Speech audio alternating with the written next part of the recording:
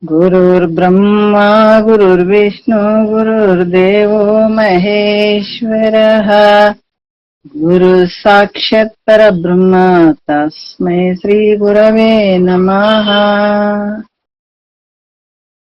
ಶ್ರೀ ಜಗದ್ಗುರು ಸಿದ್ಧಾರೂಢರ ಪಾದಕಮಲಗಳಿಗೂ, ಶ್ರೋತ್ರಿಯ ಬ್ರಹ್ಮನಿಷ್ಠ ಸದ್ಗುರು ಬಸವಾನಂದರ ಪಾದಕಮಲಗಳಿಗೂ, ಅವರ ಪ್ರತಿರೂಪದಂತಹ ನಿಜಗುಣಪ್ಪನವರ ಪಾದಕಮಲಗಳಿಗೂ ನನ್ನ ದೀರ್ಘದಂಡ ಪ್ರಣಾಮಗಳನ್ನ ಸಲ್ಲಿಸುತ್ತಾ, ಎಲ್ಲ ಮಹಾತ್ಮರ ಪಾದಕಮಲಗಳಿಗೂ ನನ್ನ ದೀರ್ಘದಂಡ ಪ್ರಣಾಮಗಳನ್ನ ಸಲ್ಲಿಸುತ್ತಾ, ಮನದಲ್ಲಿ ಸ್ಮರಿಸಿಕೊಳ್ಳುತ್ತಾ, ತಮ್ಮೆಲ್ಲರಿಗೂ ವಂದಿಸುತ್ತಾ, ಇವತ್ತಿನ ನಿಜಗುಣರು ರಚಿಸಿದಂತಹ ಕೈವಲ್ಯ ಪದ್ಧತಿ ಒಳಗ ಜ್ಞಾನ ಪ್ರತಿಪಾದನಾ ಸ್ಥಳ ನಡೆದದ. ಈ ಜ್ಞಾನ ಪ್ರತಿಪಾದನಾ ಸ್ಥಳದಲ್ಲಿ 47ನೆಯ ಪದ್ಯ ಇವತ್ತಿನ ಆಧಾರದ ವಿಷಯ. ಬಹಳಷ್ಟು ವಿಷಯಗಳನ್ನ ಹೇಳ್ತಾ ಇದ್ದಾರೆ. ಮನುಷ್ಯ ಯಾತಕ್ಕಾಗಿ ಹುಟ್ಟಿ ಬಂದ, ಭಗವಂತಗ ಏನ ಒಂದು ವಚನ ಕೊಟ್ಟು ಬಂದಿದ್ದಾನ, ಆ ವಿಚಾರ ನಮ್ಮಲ್ಲಿ ವಿವೇಕ ಅನ್ನುವಂಥದ್ದು ಉದಯ ಆಯ್ತು ಅಂದಾಗ ನಾವು ಧನ್ಯರಂತ ಹೇಳ್ಕೋಬೇಕಾಗ್ತದೆ. ಅಂತ ವಿಚಾರವನ್ನ ನಾವು ಮಾಡುವಂಥದ್ದು ಇಲ್ಲಿ ಸದ್ಗುರುಗಳು ಹೇಳ್ತಾ ಇದ್ದಾರ. ಏನ್ ಹೇಳ್ತಾ ಇದ್ದಾರ? ಯಾಕಂತಂದ್ರ ಶ್ರವಣ ಮನನ ನಿಧಿಧ್ಯಾಸನ ಈ ಬಹಳಷ್ಟು ಮುಖ್ಯವಾಗಿರುವಂತದ್ದು. ಇದು ಕ್ರಮವಾಗಿ ಮಾಡಿದಾಗ ಶ್ರವಣದಿಂದ ಅಜ್ಞಾನ ನಿವೃತ್ತಿ ಆಗುವಂಥದ್ದು, ಮನನದಿಂದ ಸಂಶಯ ನಿವೃತ್ತಿ ಆಗುವಂಥದ್ದು, ಆಮೇಲೆ ನಿಧಿಧ್ಯಾಸನದಿಂದ ವಿಪರೀತ ಭಾವನೆ ನಿವೃತ್ತಿ ಆಗುವಂಥದ್ದು ಅನ್ನುವಂಥದ್ದು. ಈ ರೀತಿ ನಿವೃತ್ತಿ ಮಾಡ್ಕೊಂಡಾಗ ಮಾತ್ರ ಸ್ವಸ್ವರೂಪದ ಒಂದು ಸ್ಥಿತಿ ಆಗ್ತದೆ. ಅವಾಗ ನೀನೇ ಮುಕ್ತ ಅನ್ನುವಂಥ ವಿಚಾರವನ್ನು ಹೇಳ್ತಾ ಇದ್ದಾರೆ ಅವರು. ಆದ್ರೆ ಇಂಥದನ್ನ ನಾವು ಮಾಡ್ಬೇಕಾದಾಗ, ಇಂಥ ಮುಕ್ತಿಯನ್ನ ಪಡ್ಕೊಳ್ಬೇಕಾದಾಗ ನಾವ್ ಏನೇನ್ ಮಾಡ್ಬೇಕು, ಹೇಗಿರ್ಬೇಕು ಅನ್ನುವಂಥದ್ದು ಕೆಲವು ವಿಚಾರಗಳನ್ನ ಅವ್ರು ಹೇಳ್ತಾ ಬರ್ತಾರ.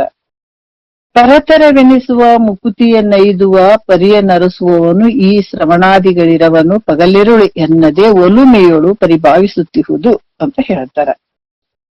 ಯಾಕಂದ್ರೆ ಎಲ್ಲಕ್ಕಿಂತ ಶ್ರೇಷ್ಠವಾಗಿರುವಂಥದ್ದು ಈ ಜ್ಞಾನ. ಈ ಪರತರವೆನಿಸುವ ಅಂದ್ರೆ ಶ್ರೇಷ್ಠ, ಅತಿ ಶ್ರೇಷ್ಠ, ಎಲ್ಲಕ್ಕಿಂತ ಶ್ರೇಷ್ಠವಾದಂಥದ್ದು ಈ ಮುಕ್ತಿಯನ್ನ ಅಂದ್ರೆ ಮುಕ್ತಿಯನ್ನ ಪಡ್ಕೊಳ್ಬೇಕಂತ ಅನ್ನುವಂಥ. ಅದಕ್ಕೆ ಇದನ್ನ ಪಡೆಯುವಂಥವ್ನು, ಇದಕ್ಕೆ ಅಧಿಕಾರಿಗಳು ಬಹಳ ಮುಖ್ಯ. ಇದಕ್ಕ ದುಃಖ ಗೊತ್ತಾಗ್ಬೇಕು, ಇದನ್ನ ಒಂದು ಆನಂದವನ್ನ ಪಡ್ಕೊಳ್ಬೇಕು, ಅತ್ಯಂತ ದುಃಖ ನಿವೃತ್ತಿ ಪರಮಾನಂದದ ಸ್ಥಿತಿ ನಾವು ಪಡ್ಕೊಳ್ಬೇಕಾಗ್ಯದ. ಈ ಜನ್ಮ ಸಾರ್ಥಕ ಮಾಡ್ಕೋಬೇಕಾಗ್ಯದ, ಈ ಬಂಧನದಿಂದ ನಾವು ಪಾರಾಗ್ಬೇಕಾಗ್ಯದ, ಮುಕ್ತಿಯನ್ನು ಪಡ್ಕೊಳ್ಬೇಕನ್ನುವಂತ ಭಾವ ಇದ್ದವರು ಈ ಶ್ರವಣಾದಿಗಳನ್ನು ಅಂದ್ರೆ ಈ ಶ್ರವಣ ಮನನ ನಿಧಿಧ್ಯಾಸ ಬಹಳ ಮುಖ್ಯ ಅಂತ ಹೇಳ್ತಾರೆ. ನಾವು ಮುಕ್ತಿಯನ್ನ ಹೊಂದಬೇಕಂತ ಹೇಳ್ಬಿಟ್ಟು ನಾವೆಲ್ಲಾದ್ರೂ ಕರ್ಮದಲ್ಲಿ ಬಯಸ್ತೀವಿ, ಕರ್ಮವನ್ನ ಮಾಡ್ತೀವಿ, ಸಾಯವರೆಗೂ ಮಾಡ್ತೀವ್ರಿ, ಯಜ್ಞ ಯಾಗಾದಿಗಳನ್ನ ಮಾಡ್ತೀವಿ, ಜಪ ತಪಗಳನ್ನ ಮಾಡ್ತೀವಿ ಅಂದ್ರೆ ಅಲ್ಲಿ ಮುಕ್ತಿ ಖಂಡಿತ ಸಾಧ್ಯ ಇಲ್ಲ. ಕರ್ಮದಲ್ಲಿ ಮುಕ್ತಿಯನ್ನು ಹುಡುಕಬೇಡ ಅಂತ ಮೊದಲೇ ಹೇಳ್ಬಿಟ್ಟಿದ್ದಾರೆ ನಿಜಗುಂಡ್ರು. ಯಾಕಂದ್ರ ನಂಬು ಜ್ಞಾನವನ್ನೇ ಕರ್ಮವೆಂಬ ಜಾಲದೋಳು ಅಂತ ಹೇಳಿದಾರೆ ಅವ್ರು. ಜಾಲ ಅಂತ ಹೇಳಿದಾರೆ, ಬಿದ್ದು ಒದ್ದಾಡಿ ಎಲ್ಲ ಸಾಯದೇ ಅದು ಕರ್ಮ ಅನ್ನುವಂಥದ್ದು. ಅದಕ್ಕೆ ಅಂತ ಕರ್ಮದಲ್ಲಿ ಬೀಳಬೇಡ ಅಂತ ಹೇಳಿದ್ದಾರೆ. ಯಾಕಂದ್ರೆ ನೀ ಮುಕ್ತಿಯನ್ನು ಪಡ್ಕೊಳ್ಬೇಕನ್ನುವಂತ ಭಾವ ಇತ್ತು ಅಂದ್ರೆ ಕರ್ಮದಲ್ಲಿ ಸಿಗಂಗಿಲ್ಲ, ಅಲ್ಲಿ ಹುಡುಕಬೇಡ.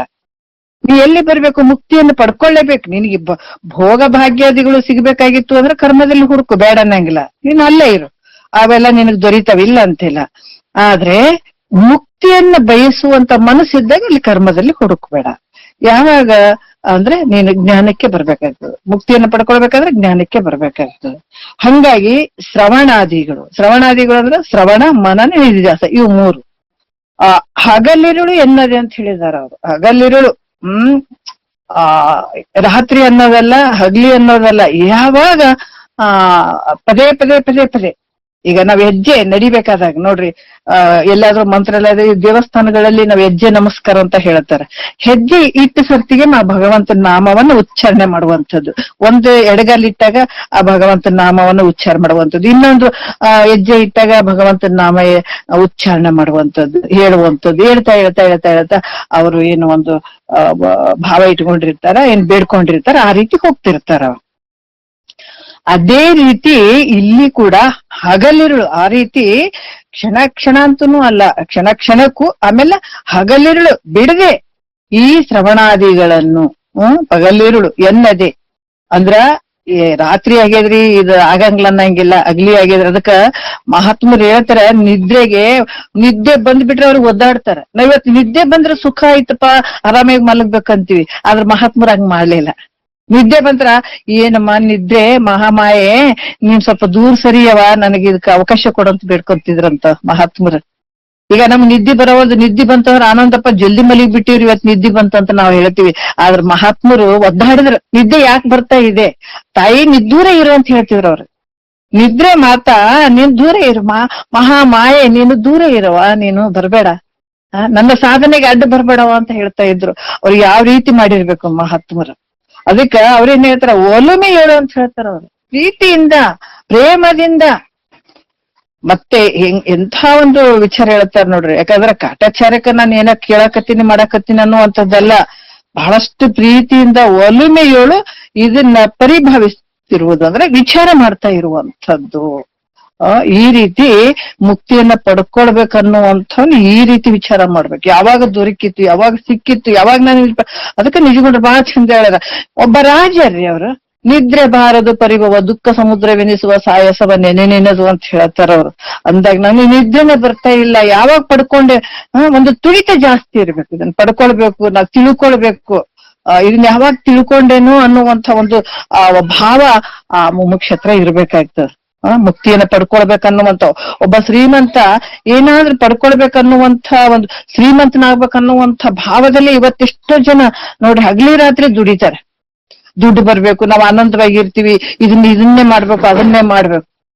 ಒಬ್ಬ ರನ್ನಿಂಗ್ ಓಡುವಂತ ಏನಾದ್ರೂ ಕಾಂಪಿಟೇಷನ್ ಇತ್ತು ಅಂತಂದಾಗ ಅಲ್ಲಿ ನಾನು ಓಡ್ಲೇಬೇಕು, ಅಲ್ಲಿ ಆ ಗೆರೆಗೆ ರೀಚ್ ಆಗ್ಲೇಬೇಕು ಅನ್ನುವಂಥದ್ದು ಆತ ಹಗಲಿ ರಾತ್ರಿ ಪ್ರಾಕ್ಟೀಸ್ ಮಾಡ್ತಾನೆ ಇರ್ತಾನೆ. ಯಾಕ ಆ ಗುರಿ ಮುಟ್ಟಬೇಕನ್ನುವಂಥ ವಿಚಾರದಲ್ಲಿ. ಅದರಂತೆ ಈ ಮನುಷ್ಯನ ಶರೀರಕ್ಕೆ ನಾವು ಬಂದಿದೀವಿ ಅಂತಂದ ಮೇಲೆ ಮುಕ್ತಿಯನ್ನು ಪಡ್ಕೊಳ್ಬೇಕು, ಇಂಥ ಅತ್ಯಂತ ದುಃಖ ನಿವೃತ್ತಿ ನಾವು ಮಾಡ್ಕೊಳ್ಳೇಬೇಕನ್ನುವಂತ ಒಂದು ಭಾವ ಇದ್ದಾಗ ನೀನು ಹಗಲಿರುಳು ಇದನ್ನು ವಿಚಾರ ಮಾಡುವಂತ ಹೇಳ್ತಾರೆ. ಬಹಳ ಅದ್ಭುತವಾದಂತ ವಿಚಾರಗಳನ್ನ ಅವ್ರು ಹೇಳಿದ್ದಾರೆ. ಹಿಂದಿನ ವಿಚಾರದಲ್ಲಿ ಆಗಿದೆ, ಅದಕ್ಕೆ ಒಂದು ಸ್ವಲ್ಪ ಇದನ್ನ ರಿವರ್ಸ್ ಮಾಡ್ಕೊಂಡು ಹೋದ್ರಾಯ್ತು ಅಂತ ಇಲ್ಲಿ ಕೂಡ ಹೇಳ್ತಾರ. ಹಲವಾರು ರೀತಿಯಿಂದ ವಿವಿಧ ಎನಿಸುವ ನಿಗಮ ವಾಕ್ಯಗಳಿಗೆ ಅವನಿಸಿದ 6 ತೆರೆದ ಲಿಂಗಗಳ ಅನವರತ ಅರಿಯಲು ಪರಮಾತ್ಮರಿಗೆ ಐಕ್ಯವೇ ತಾತ್ಪರ್ಯವಿದು.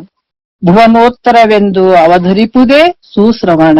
ಇದು ಅನಾರೆಂಬುದನ್ನು ಹೊಂದಿ ಸುವಿಚಾರಿಸಲಿಯದ ಮೂಲ ಅಜ್ಞಾನವನ್ನೇ ಕೆಡಿಸುತ್ತಿರುವುದು ಅಂತ ಹೇಳ್ತಾರ ಅವರು. ಯಾಕಂದ್ರ ವೇದಗಳಲ್ಲಿ ನಾನಾ ರೀತಿಯಿಂದ ಬರ್ಕೊಂಡು ಬಂದಿದ್ದಾರೆ. ಈಗ ಸಾಲೋಕ್ಯ, ಸಾಮೀಪ್ಯ, ಸಾರೂಪ್ಯ, ಸಾಯುಜ್ಯ ಇವೆಲ್ಲ ಮುಕ್ತಿ ಅಂತ ಹೇಳ್ಕೊಂಡು ಬಂದಿದಾರ. ಆಮೇಲೆ ನಿಗಮ ಭಾಗದಲ್ಲಿ, ಯಾಕಂದ್ರೆ ನಿಗಮ ಭಾಗದಲ್ಲಿ ಹೇಳಿದ ಜ್ಞಾನದ ವಿಚಾರವನ್ನ ಹೇಳ್ತಾರೆ. ನಾನಾ ರೀತಿಯಿಂದ ಅಲ್ಲಿ ಯಾರ್ಯಾರ ಒಂದು ಅಧಿಕಾರಿಗಳಿಗೆ ಅನುಗುಣವಾಗಿ ಅದನ್ನ ಸ್ವೀಕಾರ ಮಾಡ್ಕೊಳ್ತಾರೆ. ಇದರಿಂದನೇ ಮೋಕ್ಷ ಆಗ್ತದಂತ ಹೇಳ್ತಾರೆ, ಇದರಿಂದನೇ ಮೋಕ್ಷ ಆಗ್ತದಂತ ವೇದಗಳಲ್ಲಿ ಕೂಡ ಹೇಳ್ಕೊಂಡು ಬಂದಿರ್ತಾರೆ. ಅದಕ್ಕೆ ಇಲ್ಲಿ ಕೂಡ ನಿಗಮ ವಾಕ್ಯಗಳಿಗೆ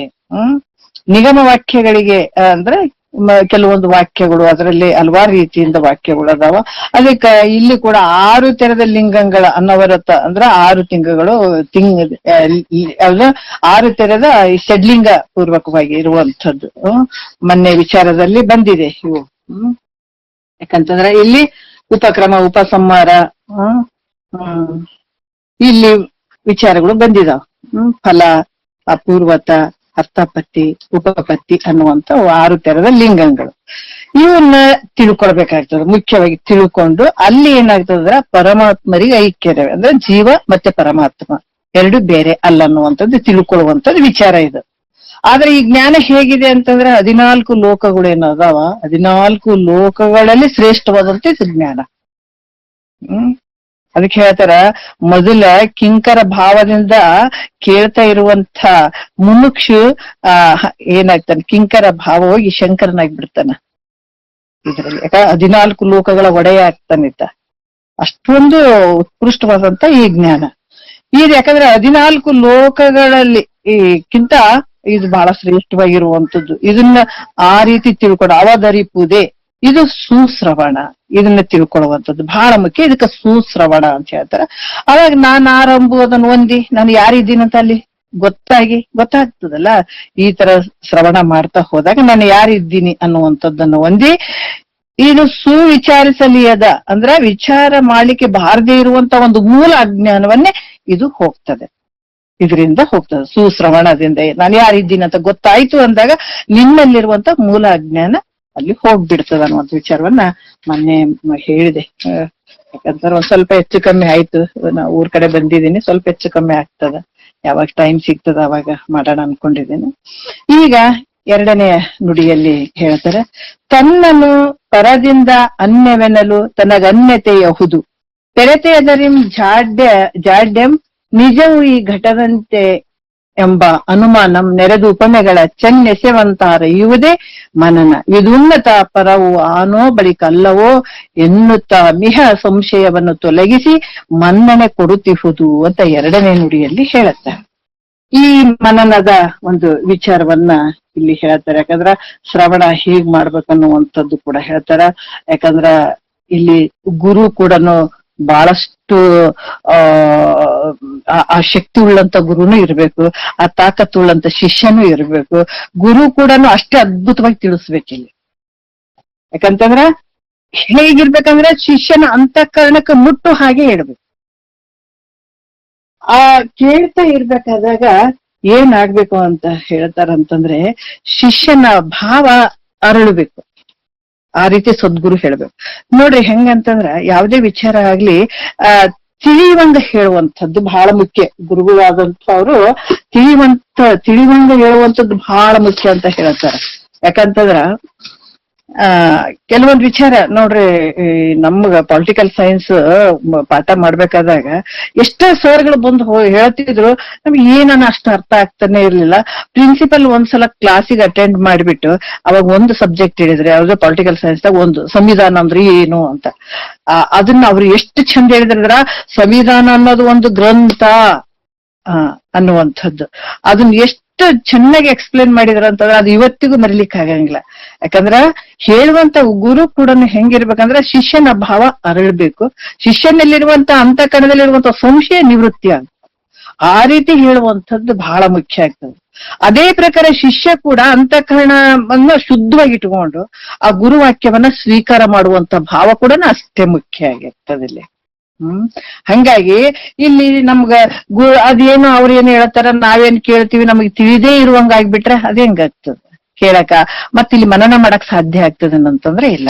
ಇಲ್ಲಿ ಮನನದಲ್ಲಿ ಕೂಡ ನೋಡ್ರಿ, ಯಾಕಂದ್ರೆ ಗುರು ಆತರ ಹೇಳಿದ್ದನ್ನ ಆತನ ಮನಸ್ಸಿನಲ್ಲಿರುವಂತ ಸಂಶಯವನ್ನ ಕೆಡಿಸ್ಬೇಕು, ಹೋಗ್ಬೇಕದು.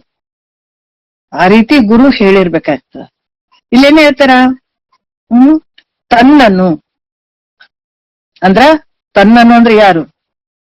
ಈತ ಜೀವಾತ್ಮ ಅನ್ಕೊಂಡ್ ಕುಂತಿದ್ದಾನಲ್ಲ, ನಾ ಸಾಯ್ತೀನಿ, ನಾ ಉಡ್ತೀನಿ, ಅದು ಸತ್ಯ, ಇದು ಸತ್ಯ, ಜಗತ್ ಸತ್ಯ, ನಾ ಮಾಡುವಂತದ್ದೇ ಸತ್ಯ, ಸಂಸಾರ ಸತ್ಯ, ಹೆಂಡತಿ ಸತ್ಯ, ಮಕ್ಕಳು ಸತ್ಯ ಅಂತ ಕುಂತೀವಿಲ್ಲ ನಾವು.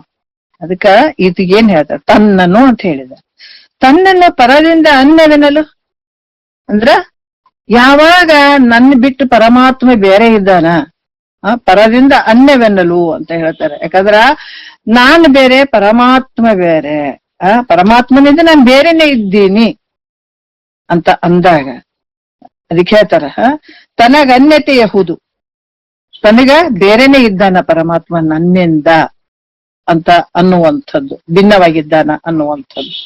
ಆವಾಗ ಪೆರತೆಯದರಿಂ ಜಾಡ್ಯಂ ನಿಜವು ಈ ಘಟನಂತೆಂಬ ಅನುಮಾನಂ ನೆರೆದುಪಮೆಗಳ ಚೆನ್ನೆಸೆವಂತಾರ ಇವುದೇ ಮನನ ವಿದುನ್ನತ ಪರವ ಆನೋ ಬಳಿಕಲ್ಲವೋ ಎನ್ನುತ್ತಾ ಮಿಹ ಸಂಶಯವನ್ನ ತೊಲಗಿಸಿ ಮನ್ನಣೆ ಕೊಡುತ್ತಿರುವುದು ಅಂತ ಹೇಳ್ತಾರ. ಯಾಕಂತಂದ್ರ ಇಲ್ಲಿ ನಾನು ಪರಮಾತ್ಮನಿಗಿಂತ ಬೇರೆನೆ ಇದ್ದೀನಿ ಅನ್ನುವಂತ ಭಾವ ಏನಾದ್ರೂ ಬಂತು ಅಂತಂದಾಗ ಅದಕ್ಕೆ ಹೇಳ್ತಾರ ಶ್ರವಣದಿಂದ.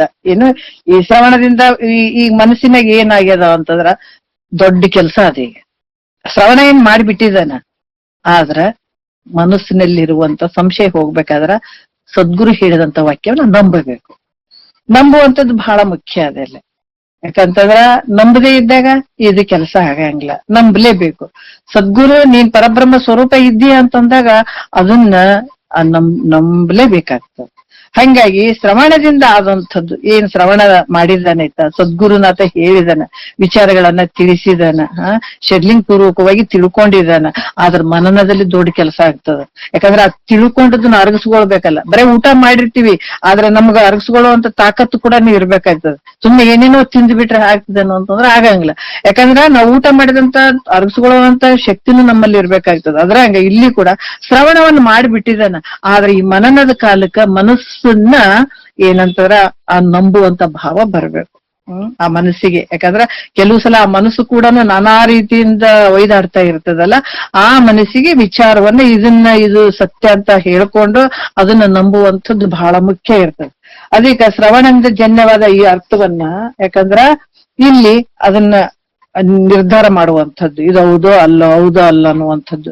ಯಾಕಂತಂದ್ರ ಪರಮಾತ್ಮನಿಗಿಂತ ನಾನು ಭಿನ್ನ ಆಗಿನಿ ಅನ್ನುವಂಥದ್ದು ಏನಾದ್ರೂ ಅಲ್ಲಿ ಬಂದು ಬಿಡ್ತು ಮನಸ್ಸಿನಲ್ಲಿ ಅಂದ್ರೆ ಮುಗಿದೋಯ್ತು ನೋಡ್ರಿ.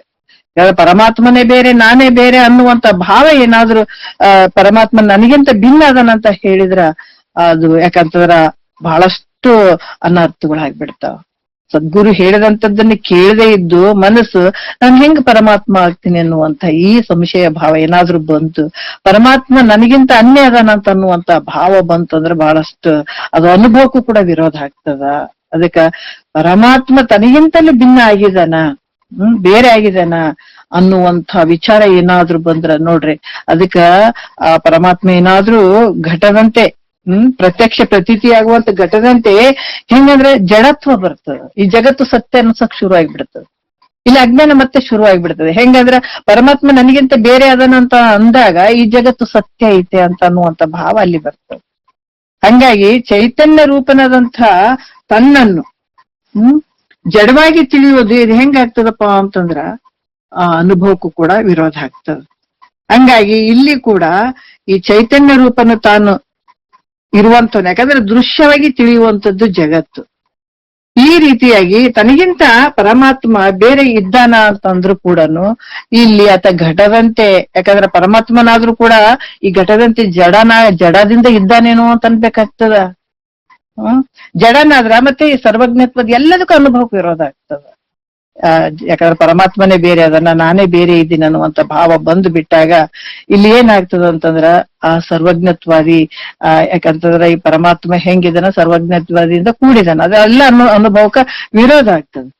ಅದೇ ರೀತಿ ಕೂಡ ಪರಮಾತ್ಮನಿಗಿಂತ ತಾನು ಬೇರೆ ಅಲ್ಲ ಯಾಕಂದ್ರೆ ಪರಮಾತ್ಮ ಬೇರೆ ಅಲ್ಲ ಅನ್ನುವಂಥದ್ದೇ ನಿಶ್ಚಯ ಮಾಡ್ಬೇಕಾದಂಥದ್ದು. ಇಲ್ಲಿ ಗುರು ಹೇಳಿದಂತ ವಾಕ್ಯವನ್ನ ನಾವು ತಿಳಿಯುವಂಥದ್ದು. ಯಾಕಂತಂದ್ರೆ ಯಾವಾಗ ಪರಮಾತ್ಮ ಭಿನ್ನ ಅದಾನ ಅಂತಂದಾಗ ನಮ್ಗೆ ಹಲವಾರು ಸಂಶಯಕ್ಕೆ ಅಲ್ಲಿ ಎಡೆ ಮಾಡಿಕೊಡ್ತೇವೆ. ಯಾಕಂದ್ರೆ ಸರ್ವಜ್ಞತ್ವಾದಿಯಿಂದ ಕೂಡಿದಂತ ಒಂದು ಪರಮಾತ್ಮ, ಯಾಕಂದ್ರೆ ವಾಚಾರ್ಥ ಲೆಕ್ಕದಲ್ಲಿ ನಾನಾ ರೀತಿಯಿಂದ ತೋರಿದ್ರು ಕೂಡ ಲಕ್ಷ್ಯಾರ್ಥ ಲೆಕ್ಕದಲ್ಲಿ ಒಂದೇ ರೀತಿಯಾಗಿರುವಂಥವನು. ಈ ರೀತಿ ವಿಚಾರ ಮಾಡ್ತಾ ಅಲ್ಲಿ ಪರಮಾತ್ಮ ನನಗಿಂತ ಭಿನ್ನ ಇಲ್ಲ ಅನ್ನುವಂಥದ್ದು ನಿರ್ಧಾರ ಮಾಡುವಂಥದ್ದು ಮನನದಲ್ಲಿ ನಡೀತದೆ. ಬಹಳ ಮುಖ್ಯವಾಗಿರುವಂತದ್ದು. ಯಾಕಂದ್ರೆ ಅಲ್ಲಿ ಬಹಳಷ್ಟು ಮನಸ್ಸು ಅಲುಗಾಡ್ತಾ ಇರ್ತದೆ. ಹಿಂಗ್ ಹೇಳಿದಂಥದ್ದನ್ನ ಇದು ಹೌದೋ ಅಲ್ಲೋ ಅನ್ನುವಂತ ವಿಚಾರವನ್ನ ಮಾಡ್ಬೇಕಾಗ್ತದೆ.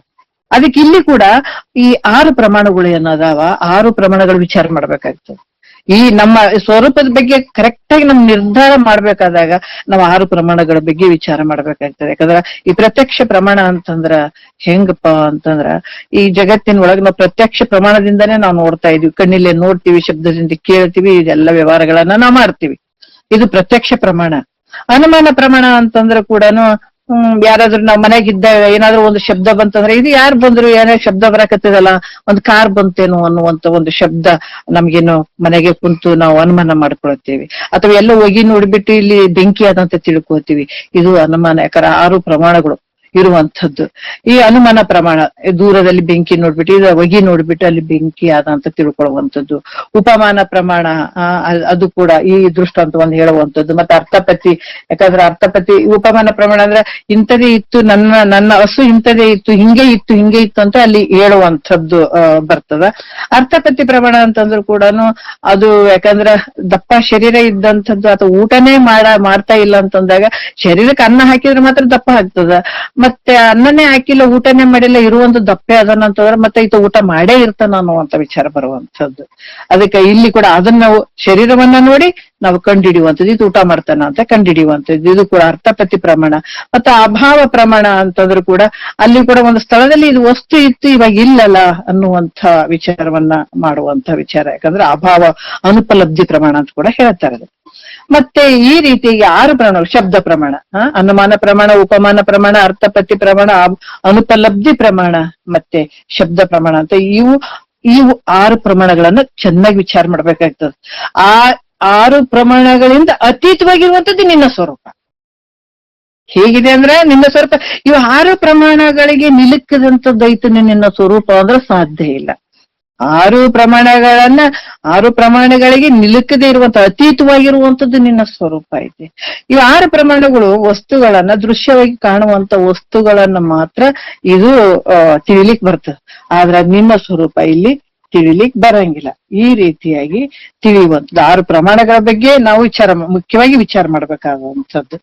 ಮತ್ತೇನ್ ಹೇಳ್ತಾರ ಇಲ್ಲಿ ಯಾಕಂತಾರೆ ಇಲ್ಲಿ ನೆರೆದು ಉಪಮೆಗಳ ಚೆನ್ನೆಸೆವಂತಹ ಹರಿಯುವುದೇ ಮನನ ಅಂತ ಹೇಳ್ತಾರೆ. ಯಾಕಂತಾರ ಈ ದೃಷ್ಟಾಂತಗಳನ್ನ ಹೇಳುವಂಥದ್ದು. ಅದಕ್ಕೆ ಇಲ್ಲಿ ಗುರುವಿನ ಕೆಲಸನೂ ಬಹಳ ಮುಖ್ಯ ಇರ್ತದೆ ಅನ್ನುವಂಥದ್ದು. ಗುರು ಕೂಡ ಅದೆಲ್ಲರೂ ಹೇಳ್ಬೇಕಾಗ್ತದೆ. ಯಾಕಂದ್ರೆ ಗುರು ಕೂಡ ಹೇಳ್ಬೇಕಾಗ್ತದೆ, ಚೆನ್ನಾಗಿ ಹೇಳ್ಬೇಕಾಗ್ತದೆ. ಹೆಂಗ್ ಹೇಳ್ಬೇಕಂದ್ರೆ ದೃಷ್ಟಾಂತಗಳನ್ನು ಕೊಟ್ಟು ಹೇಳ್ಬೇಕಾಗ್ತದೆ, ತಿಳಿವಂಗ ಹೇಳ್ಬೇಕಾಗ್ತದ. ಯಾಕಂದ್ರೆ ಯಾವಾಗ ತಿಳಿವಂಗ ಹೇಳಿದಾಗ ಮಾತ್ರ ಶಿಷ್ಯನಿಗೆ ಗೊತ್ತಾಗ್ತದೆ, ಇಲ್ಲಾಂದ್ರೆ ಗೊತ್ತಾಗಂಗಿಲ್ಲ. ಯಾಕಂದ್ರೆ ಒಬ್ಬ ತಾಯಿ ಮಗುವಿಗೆ ಮಲಗಿಸ್ಬೇಕಾದಾಗ ಅಥವಾ ಏನೋ ಒಂದ್ ಮಾಡ್ಬೇಕಾದ ಒಂದ್ ಕತಿ ಹೇಳ್ಬಿಟ್ಟು ಊಟ ಮಾಡಿಸ್ಬೇಕಾದ ಒಂದ್ ಕತಿ ಹೇಳ್ಬಿಟ್ಟು ಊಟ ಮಾಡಿಸ್ತಿರ್ತಾರ. ಆ ರೀತಿ ಕೂಡ ಇಲ್ಲಿ ಚೆನ್ನಾಗಿ ಉಪಮಗಳ ಚೆನ್ನೆಸೆವಂತ ಅರಿಯುವುದೇ ಅಂದ್ರೆ ಚೆನ್ನಾಗಿ ಸದ್ಗುರುನು ಹೇಳಿರ್ಬೇಕು. ಅದನ್ನ ಶಿಷ್ಯ ಆದಂತಹ ಕೂಡ ಅದನ್ನ ಚೆನ್ನಾಗಿ ತಿಳ್ಕೊಳ್ಬೇಕಾಗ್ತದೆ. ತಿಳ್ಕೊಂಡು ಅದೇ ಒಂದು ವಿಚಾರವನ್ನು ಮಾಡ್ಬೇಕಾಗ್ತದೆ.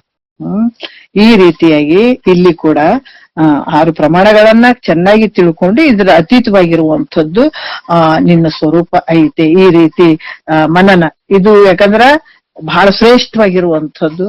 ಇದು ಪರವ ಆನೋ ಬಳಿಕ ಅಲ್ಲವೋ ಎನ್ನುತ್ತ ನಾನು ಪರಮಾತ್ಮ ಅದಿನೋ ಇಲ್ಲೋ ಅನ್ನುವಂಥದ್ದು. ಮತ್ತೆ ಈ ಸಂಶಯಗಳನ್ನ ಕಳೆಯುವಂತ, ಯಾಕಂದ್ರೆ ಸಂಶಯ ಭಾವ, ಅಸಂಭಾವ, ವಿಪರೀತ ಭಾವ ಇವು ಎಲ್ಲಾ ಮನಸ್ಸಿನಾಗಿರುವಂತದ್ದು. ಇವನ್ನ ಕಳಿಯೋದಕ್ಕೆ ಈ ಶಾಸ್ತ್ರ ಶ್ರವಣ ಬಹಳ ಮುಖ್ಯವಾಗಿರುವಂತದ್ದು. ನಾವ್ ಯಾವಾಗ ಇವೆಲ್ಲ ಶ್ರವಣ ಮನನ ನಿಧಿಧ್ಯಾಸ ಮಾಡದೇ ಇದ್ರ ಅಜ್ಞಾನ ಕಳಿಲಿಕ್ಕೆ ಸಾಧ್ಯ ಆಗೋದೇ ಇಲ್ಲ. ಅದಕ್ಕೆ ಇಲ್ಲಿ ಕೂಡ ಹೇಳ್ತಾರ, ಯಾವಾಗ ಈ ಪ್ರಮಾಣಗಳನ್ನ ಚೆನ್ನಾಗಿ ತಿಳ್ಕೊಂಡು ಅದರ ಅತೀತವಾಗಿರುವಂತದ್ದು ನನ್ನ ಸ್ವರೂಪ ಅಂತ ತಿಳಿಯುವಂಥದ್ದು, ಇದು ನಾನು ಪರಮಾತ್ಮ ಹೌದೋ ಅಲ್ಲೋ ಅನ್ನುವಂಥ ಸಂಶಯಗಳನ್ನ ಕಳೀತದೆ. ಕಳೆದ್ಬಿಟ್ಟು ಅದೇನಾಗ್ತದ ನಿಶ್ಚಯ ಜ್ಞಾನವನ್ನ ಉಂಟು ಮಾಡ್ತದ. ಈ ರೀತಿಯಾಗಿ ಇದರಿಂದ ಮನನ ಅದರಿಂದ ಏನಾಗ್ತದ ನಮ್ಮಲ್ಲಿರುವಂತ ಸಂಶಯ ಹೌದು. ಯಾಕಂದ್ರೆ ಸದ್ಗುರು ಹೇಳಿದಂತ ವಾಕ್ಯಗಳನ್ನ ಯಾಕಂದ್ರೆ ಪದೇ ಅದನ್ನ ವಿಚಾರ ಮಾಡುವಂಥದ್ದು ಮತ್ತೆ ನಮ್ಮ ಅನುಭವಕ್ಕೆ ತಗೊಳ್ಳುವಂಥದ್ದು. ಇದ್ರ ಜೊತೆಗೆ ಏನಂದ್ರೆ ಕೇಳಿದ ಮೇಲೆ ಅಷ್ಟೇ ಬಿಡುವಂತದ್ದಲ್ಲ, ಅದು ಅನುಭವಕ್ಕೆ ತಗೊಳ್ಳುವಂಥದ್ದು. ಮತ್ತೆ ನಮ್ಮ ಅನನುಭವಕ್ಕೆ ಬರ್ತೈತಂದ್ರೆ ಅದನ್ನ ನಂಬೋ ಅವಶ್ಯಕತೆ ಇಲ್ಲ ಅಂತಾರ ಮಹಾತ್ಮರೇ ಅಂತಾರ. ನಮ್ಮ ಅನುಭವಕ್ಕೆ ಬರುವಂತ ವಿಚಾರಗಳು ಇದ್ರಲ್ಲಿ ಇರುವಂತದ್ದು. ಅದಕ್ಕೆ ಈ ರೀತಿ ನಮ್ಗ ಅನುಭವಕ್ಕೆ ಬರುವಂತ ವಿಚಾರಗಳು ನಮ್ಮನ್ನ ಯಾಕಂದ್ರೆ ಮನನದಲ್ಲಿ ನಡೆಯುವಂಥದ್ದು, ಇದೌದೋ ಅಲ್ಲೋ ಅಂತ ವಿಚಾರ ಮಾಡುವಂಥದ್ದು. ಇದರಿಂದ ಏನಾಗ್ತದ ಮನನವು ಶ್ರವಣದಿಂದ ಜನ್ಯವಾದಂತ ಏನಂದ್ರ ಜ್ಞಾನದ ಒಂದು ನಿರ್ಧಾರ ಆಗ್ತದೆ, ನಮ್ಮ ಸ್ವರೂಪದ ಒಂದು ನಿರ್ಧಾರ ಆಗ್ತದೆ. ಅಲ್ಲಿ ಆಯ್ತು ಅಂತಂದಾಗ ನಮ್ಮಲ್ಲಿರುವಂತ ಸಂಶಯ ನಿವೃತ್ತಿ ಆಗ್ತದೆ.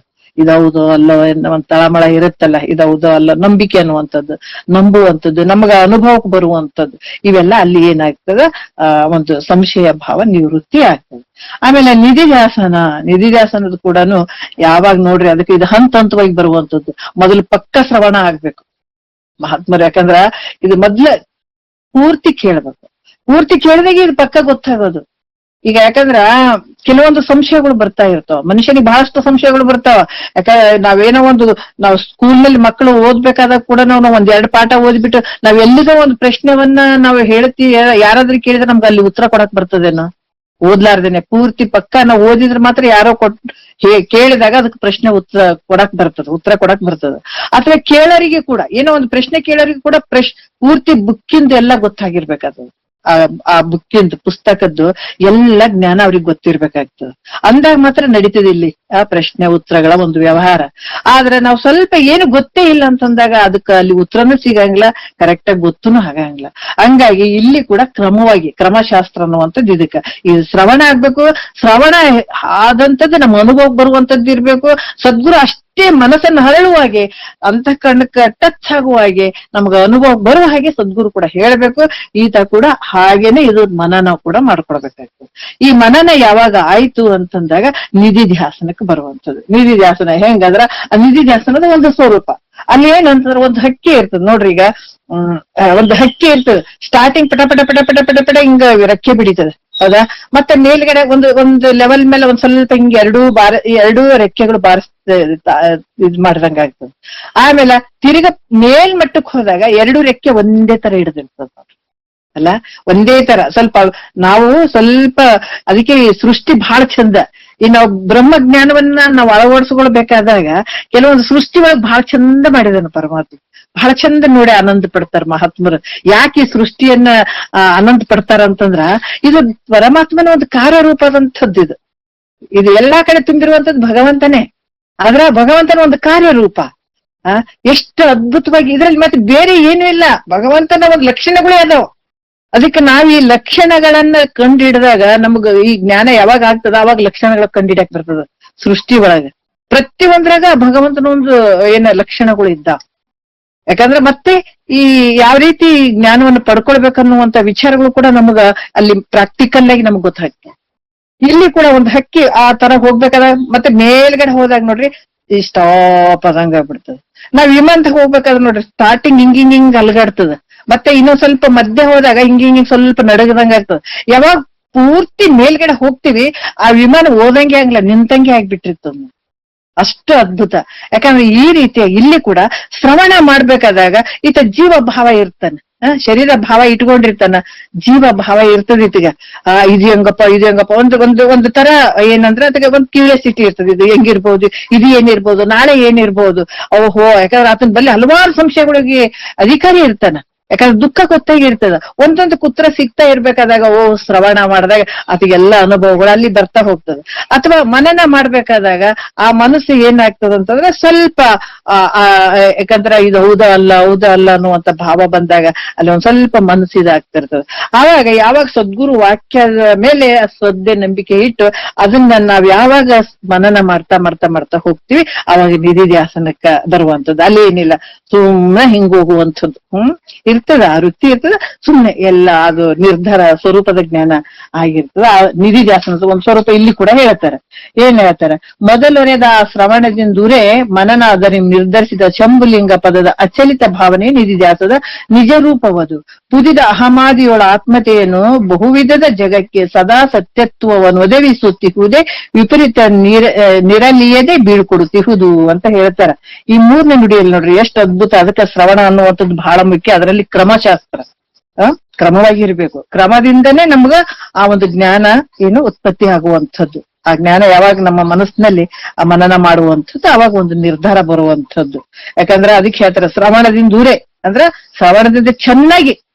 ಶ್ರವಣ ಹೆಂಗ್ ಮಾಡ್ಬೇಕಂದ್ರೆ ಚೆನ್ನಾಗಿ ಮಾಡ್ಬೇಕು, ಕ್ರಮವಾಗಿ ಮಾಡ್ಬೇಕು. ಗುರು ಹೇಳಿದಂತ ವಾಕ್ಯವನ್ನ ಈಗೇನು ಗುರು ಹೇಳಿದನ್ನ ನಮ್ಗೆ ವಿಚಾರಗಳು ಗೊತ್ತಾದ್ವು ಅಂದ್ರ ಅದನ್ನ ನಾಳೆ ಗುರು ಹೇಳೋವರೆಗೂ ಅದನ್ನೇ ತಿರುಗ್ತಾ ಇರ್ಬೇಕು ನಮ್ಮಲ್ಲಿ ವಿಚಾರ.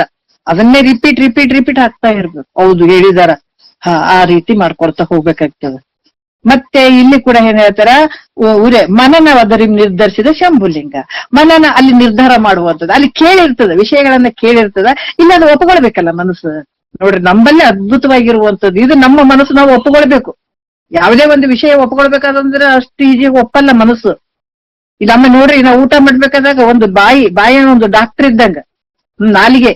ಯಾಕಂದ್ರೆ ನಾಲಿಗೆ ಮೇಲೆ ಒಂದು ಊಟ ಬಹಳ ಚಂದ ಇರ್ತದ, ಊಟ ಮಾಡ್ತಿರ್ತೀವಿ. ಒಂದ್ ಹೇಳಿ ಬಂದ್ ಬಿಟ್ಟಾಗ ಏನಾಗ್ತದ, ಅಲ್ಲಿಗೆ ಸ್ಟಾಪ್, ನಿಂತು ಬಿಡ್ತದ. ಯಾಕ ಇದು ಎಳಿ, ಅದೇನು ಕೂದ್ಲೈತೋ ಅಂತ ಎಳಿ ಆಯ್ತು ಏನಾಯ್ತೋ ಅನ್ನುವಂತ ಭಾವ ಅಲ್ಲಿ ಬರ್ತದ. ಬಂದಾಗ ಅಥವಾ ಏನೋ ಒಂದು ಕಹಿ ಬಂತಂದ್ರೆ ಯಾಕೆ ಇದು ಕಹಿ ಬಂತಲ್ಲ ಎದುರುದು ಅಂತೇಳಿ ಅನ್ನುವಂತ ಭಾವ ನಮ್ಮ ಹತ್ರ ಬರ್ತದೆ. ಬಂದಾಗ ಇದು ಯಾವ್ದು ನಿಂಬೆ ಹಣ್ಣಿಂದ ಏನೋ ಬೀಜ ಇರ್ಬೋದು, ಅದಕ್ಕೆ ಕಹಿ ಬಂದಿರ್ಬೋದು ಅದು ಅಂತ ಅಲ್ಲಿ ಮನಸ್ಸು ವಿಚಾರ ಮಾಡ್ತದೆ. ಮನಸ್ಸು ವಿಚಾರ ಮಾಡಿ ಅವಾಗ ಏನ್ ಹೇಳ್ತದ, ಓಹೋ ಇದು ನಿಂಬೆಹಣ್ಣಿಂದು ಬೀಜ ಐತಿ ಅದಕ್ಕೆ ಕಹಿ ಅದಂತ ಆ ಮನಸ್ಸು ಯಾವಾಗ ಒಂದು ನಿರ್ಧಾರ ಮಾಡಿ ಓಕೆ ಅಂತಂದಾಗ ಮಾತ್ರ ಅದು ನುಂಗುತ್ತದ, ಒಳಗ್ ಹೋಗ್ತದ ನೋಡ್ರಿ ತಿಂದದ್ದು. ಆ ರೀತಿ ಯಾಕಂತಂದ್ರ ಅಷ್ಟು ಒಂದು ಗುರು ಹೇಳಿದನಂತಂದಾಗ ನಾವು ಮನನ ಮಾಡುವಂತದ್ರಾಗ ಅದು ಓಕೆ ಅನ್ಬೇಕು ಮನಸ್ಸು, ಕರೆಕ್ಟ್ ಹೌದು ಇದು ನಮಗ ಪಕ್ಕ ಅನುಭವ ಆಯ್ತು, ಇದು ನಂಬ್ಲಿಕ್ಕೆ ಯೋಗ್ಯವಾಗಿರುವಂತದ್ದು, ಸದ್ಗುರುನಾಥ ಕರೆಕ್ಟ್ ಹೇಳಿದಾರ ಅಂತ ಪಕ್ಕ ನಮ್ಗೆ ದೃಢ ಆಗ್ಬೇಕು. ಅನುಭವದಿಂದ ದೃಢ ಆಗ್ಬೇಕು, ಮನಸ್ಸುನು ಅಲ್ಲಿ ನೆಮ್ಮದಿ ಆಗ್ಬೇಕು, ಅದು ಮನಸ್ಸು ಕೂಡ ಒಪ್ಪಬೇಕು ಕರೆಕ್ಟ್ ಆಗಿ. ಅಂದಾಗ ಮಾತ್ರ ಅದು ಮನನ ಅದರ ನಿರ್ದೇಶಿತ ಶಂಭುಲಿಂಗ, ಹೌದು ಇದು ಕರೆಕ್ಟ್, ಶಂಭುಲಿಂಗ ಪರಬ್ರಹ್ಮ ಸ್ವರೂಪನೇ ನಾನು ಇದ್ದೀನಿ ಅನ್ನುವಂತ ಭಾವ ಬರುವಂತದ್ದು. ಯಾಕಂದ್ರೆ ಪದದ ಅಚಲಿತ ಭಾವನೆ ಅಂತಂದ್ರೆ ಮತ್ತೆ ಅಲ್ಲಿ ಅಲುಗಾಡ ಅಂತದ್ದು ಏನೂ ಇಲ್ಲ. ಮನನದಲ್ಲಿ ಸ್ವಲ್ಪ ಅಲುಗಾಡ್ತಿರ್ತದೆ ಹಿಂಗೆ ಅಲ್ಲಿ ಮೇಲ್ಗಡೆ ಸುಮ್ನೆ ಏನಿಲ್ಲ ನೋಡ್ರ, ಆನಂದವಾಗಿ ಹೋಗುವಂಥದ್ದು. ಅಲ್ಲಿ ಎಲ್ಲ ನಿರ್ಧಾರ ಆಗ್ಬಿಟ್ಟದ, ನಿರ್ಧಾರ ಒಪ್ಕೊಂಡ್ ಬಿಟ್ಟದ ಮುಗೀತು. ಅಲ್ಲಿ ಏನಾಗ್ತದ, ಅಚಲಿತ ಭಾವನೆ ನಿಜ ನಿಜ ರೂಪವದು, ಅಲ್ಲಿ ಯಾವುದಕ್ಕೂ ಅವಕಾಶ ಇಲ್ಲ. ಯಾವ ರೀತಿ ಅಂದ್ರ ಇದರಿಂದ ಏನಾಗ್ತದ, ಪುನಃ ಪುನಃ ಪುನಃ ಏನ್ ಈ ರೀತಿ ಮಾಡ್ತಾ ಇರ್ಬೇಕಾದಾಗ ಶಂಭುಲಿಂಗನ ಒಂದು ಆ ಸ್ವರೂಪ, ನನ್ನ ಸ್ವರೂಪ ಒಂದೇ, ನಾನ್ ಬೇರೆ ಇಲ್ಲ, ಆ ಶಂಭುಲಿಂಗ ಬೇರೆ ಅಲ್ಲ. ನಾವ್ ಯಾಕಂದ್ರ ಇದು ಬಹಳಷ್ಟು ಸೂಕ್ಷ್ಮ ವಿಚಾರ ನೋಡ್ರಿ, ಯಾವಾಗ್ಲೂ ಇದನ್ನ ಯಾವಾಗ ಚಿಂತನೆ ಮಾಡ್ತಾ ಮಾಡ್ತಾ ಮಾಡ್ತಾ ಬರ್ತೀವಿ, ಖಂಡಿತ ಆ ಒಂದು ಸ್ವರೂಪ ನಮ್ಗೆ ಗೊತ್ತಾಗ್ತದ. ಯಾಕಂದ್ರ ಅದು ದೃಢ ಆಗ್ತದ.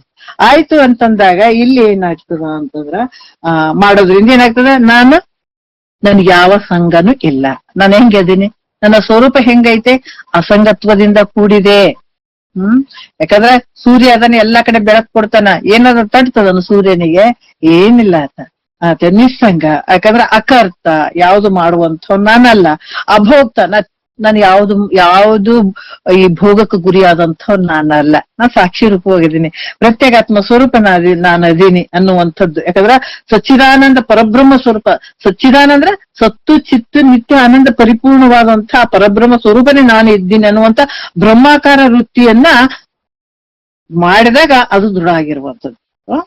ಯಾವತ್ತು ಮಾಡ್ತಾ ಇರುವಂತ ಸಚ್ಚಿದಾನಂದ ಪರಬ್ರಹ್ಮ ಸ್ವರೂಪ ನಾನು ಇದ್ದೀನಿ ಅನ್ನುವಂಥದ್ದನ್ನ ಪದೇ ಪದೇ ಪದೇ ಮಾಡ್ತಾ ಇರುವಂತದ್ದು.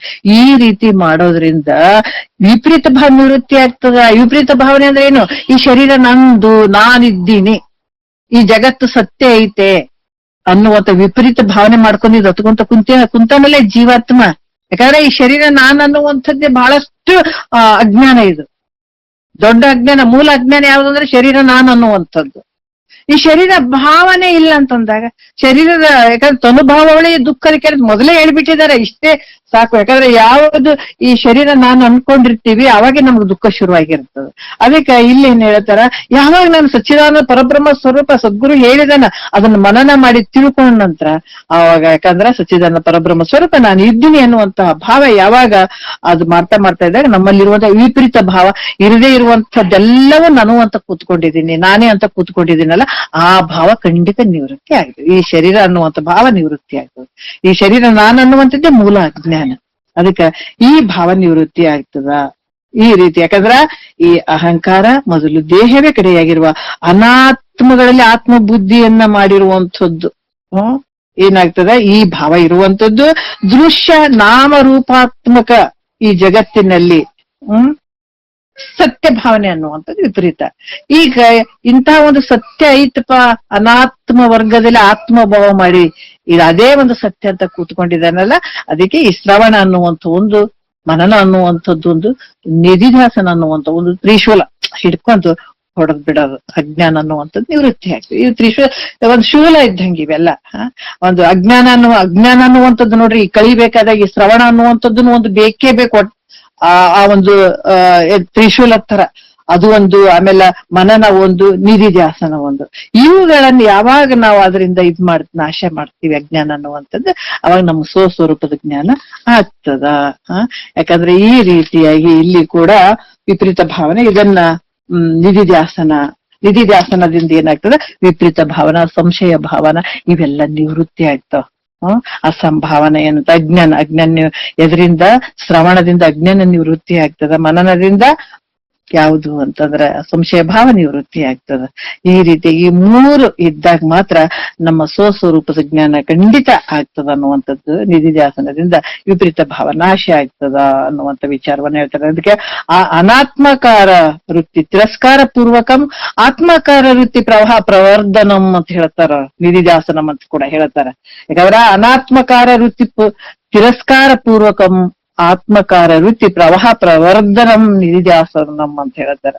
ಯಾಕಂದ್ರೆ ಈ ರೀತಿಯಾಗಿ ನಾವು ವಿಚಾರಗಳನ್ನ ಮಾಡ್ತಾ ಹೋದ್ರ ಅನಾತ್ಮಕಾರ ವೃತ್ತಿ ಏನಾಗ್ತದ ಅದು ನಿವೃತ್ತಿ ಆಗಿಬಿಡ್ತದ. ಆತ್ಮಕಾರ ವೃತ್ತಿ ಅಲ್ಲಿ ನಮ್ಗ ಏನು ಸಿಕ್ಬಿಡ್ತದ, ಅಂದ್ರೆ ನಮ್ಗ ಆ ರೀತಿ ವೃತ್ತಿ ಆಗ್ತದೆ. ಈ ರೀತಿಯಾಗಿ ಅಹಂಕಾರಾದಿ ಅನಾತ್ಮ ವರ್ಗಗಳನ್ನ ಪ್ರತಿ ಕ್ಷಣದಲ್ಲಿ ಅದನ್ನ ಏನ್ ಮಾಡ್ಬೇಕಂದ್ರೆ ವೃತ್ತಿಗಳನ್ನ ವಿವೇಕದಿಂದ ಅದನ್ನ ತಿರಸ್ಕಾರ ಮಾಡುವಂಥದ್ದು, ಅನಾತ್ಮವಾಗಿರುವಂಥದ್ರ ಮೇಲೆ ಭಾವ ಹಾಕದೇ ಇರುವಂಥದ್ದು. ಅದಕ್ಕೆ ನಮ್ಮೊಳಗಡೆ ಯುದ್ಧ. ಅದಕ್ಕೆ ಯಾರೋ ಯಾಜ್ಞವಲ್ಕರು ಕೂಡ ಅದನ್ನೇ ಹೇಳಿದಾರ. ಅವ್ರು ಏನ್ ಹೇಳಿದಾರ? ನೆರೆ ಕೇಳು, ಕೇಳಿದದನ್ನ ಅರಿದುದು ನಮ್ಮ ಮರೆಯದಿರು, ಗುರು ಪೇಳದ ತೆರೆದಳು ತೊರೆ ವಿಷಯವನು.